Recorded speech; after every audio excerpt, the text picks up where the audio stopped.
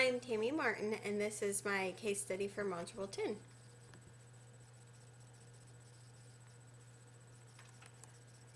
So for my problem identification and analysis, what I already know is that Mrs. Rose is a recent administration graduate that has just finished her school community relations course the summer before she started her new position. Mrs. Rose was hired as an AP at the John F. Kennedy School, and that school has very limited contact or programs with parents in the community, which Mrs. Rose is concerned about.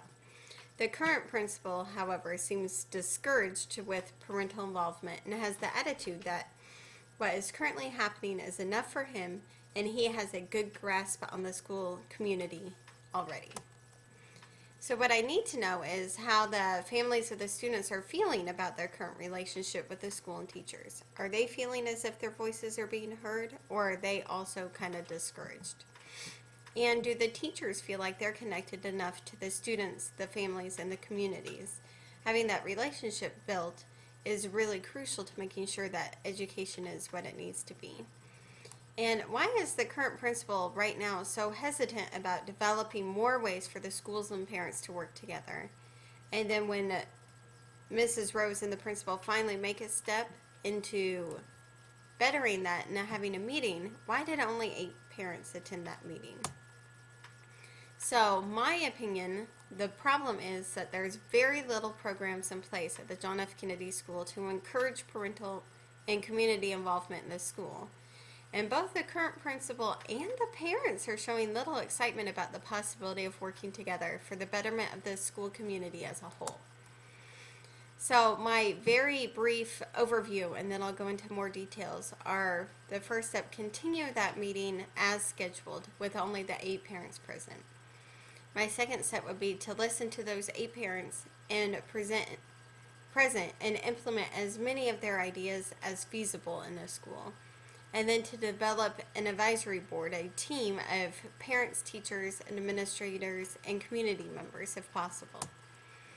So in more detail, my first step 1, continue the meeting. I would want to help solve the problem by continuing that meeting with the 8 parents present. To cancel that meeting could discourage those parents that came from participating in the future. And if they're the only 8 that are participating now, their participation may be crucial. I would use that opportunity to discuss with those parents ways in which the school can improve and ways in which they would like to be more involved.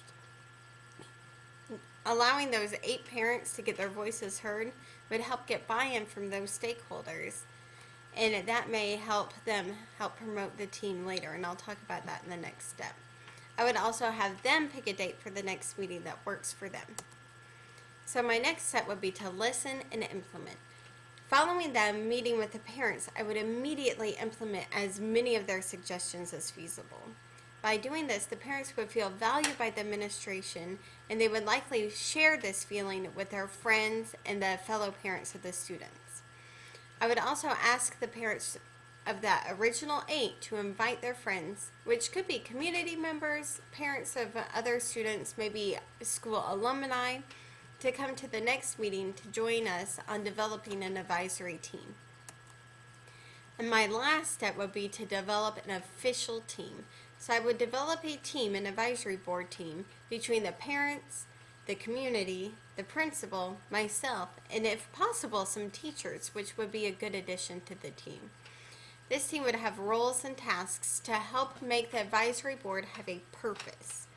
The meetings would always be open to all, but would have a regular meeting time. So anybody that needs to get their voice heard can come to the meeting, but they don't have to come to every single meeting or be a member of the board to attend. By developing the team, even if it's just the original 8 that came, I'm validating those members in the hope to gain a better relationship with the school. This team could help make recommendations either to the administration team, the teachers, the school, and those recommendations could either then be implemented or denied with a reason why. So promoting the success of all students. By having those 8 parents present at the initial meeting, there is at least that many parents that are eager and willing to help become partners in the school for helping the students succeed. the advisory committee would be able to come together with the teachers and administration to offer ways and suggestions to make the school run smoother overall, and could share things that students are frustrated with at home, either from class or on homework. We know that sometimes students go home and share those frustrations with parents, either something that happened in class or not understanding what's on their assignment. And having the parents share that with the teachers and administrators would be extremely helpful. This collaborative vision would give a goal for all stakeholders to work towards together, bettering the school overall. I really think of ISLLC Standard 1, creating that shared vision of stakeholders so we can achieve a goal together. Also, implementation of the suggestions by all stakeholders gives an ownership of the school to everyone that it affects. Building positive relationships with families is a key way to get sustained buy-in of all the students and parents. This is a way to build trust in a nurturing school. In the book, Practicing the Art of Leadership, some of the characteristics of students in a nurturing school include students feel a sense of self-worth and acceptance, and students feel safe and are involved in their education. Both of these feelings by the students will lead to higher academic success. By having the students really feel safe and that their parents and their teachers are together caring about them, that's going to give them further buy-in on bettering themselves and putting more effort in their education. Additionally, having a committee comprised of staff, administration, families, and community members would allow for distributed leadership amongst all parties. It would allow for the group to establish a common goal for the school and for students as individuals. We could have that shared vision plus individual goals. When everyone comes together to set this goal, collaborating ways to meet the goals could allow for fresh, new ideas from a variety of sources that have the students' best interests at heart. Having this group could establish new ways to improve as educators and new ways for the students to grow. Sometimes once you get into the educational field, you feel like you alone have the best ideas for the students. However, allowing a lot of people to come together could bring some fresh ideas, and their parents could have some really good ideas about ways to make their school better. So my thoughts, feelings, and values as I went through this as a reflection.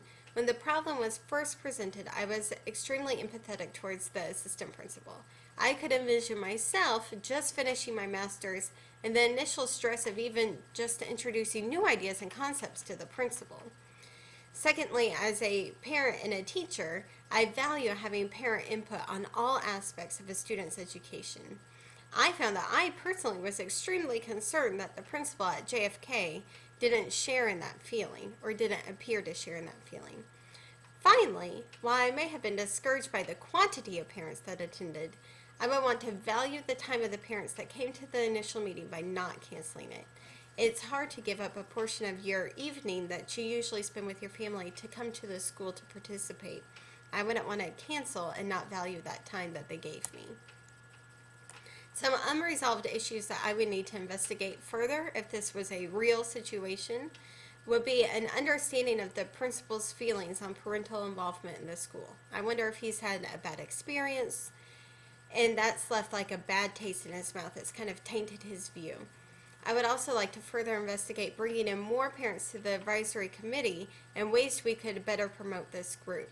Sometimes even offering things like free dinner to all the parents that come could be a way to get more people to come in, and once they're in, then you can start to get their buy-in.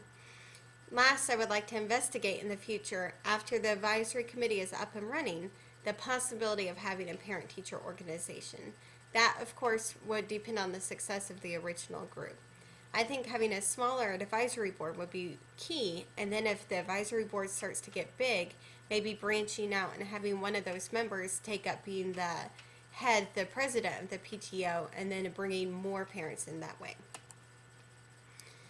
So for collaboration with families in the community, my first step to make sure I was collaborating was to keep that original meeting with the parents that came and gather their thoughts and opinions on ways to implement the changes in the building.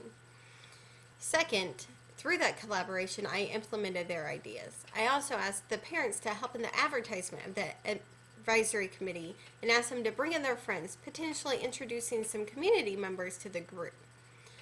And by making an advisory board, even a small one, with parents, community members, teachers, and administration, and giving them a voice, I would enable and help validate their importance and give them a chance to make some change in the building. Thinking of the diverse needs and the interests of the community, having the original group at the meeting, I didn't want to worry about the diversity of the meeting, just that I valued the group's time. However, I did want them to bring in more friends and also wanted to help promote the meetings more, allowing for the opportunity for diversifying the group. I would hate if it was just one section of the school that came in represented. I would want many, many different parents from many backgrounds to be there as part of that team. I wanted to value the interests of those in attendance of the meeting by implementing to the best of my ability some of their requests. I also wanted to promote ongoing support of the needs and interests of the community by having a regular meeting time and making sure that this meeting is open for all to attend, not only just parents, but community members too. In mobilizing my community resources, I best mobilized what I had immediate access to, which is the parents that were there and willing to be part of the team. Sometimes just having people on your side and mobilizing those people is your best resource. I also mobilized my base committee to help promote the group to the fellow parents and community members and bring them in. And last, by establishing a group that meets regularly that involves staff, community, and parents, I'm incorporating many stakeholders to help visualize, set goals, and help make change. And that's the end of my case study. Thank you very much for watching.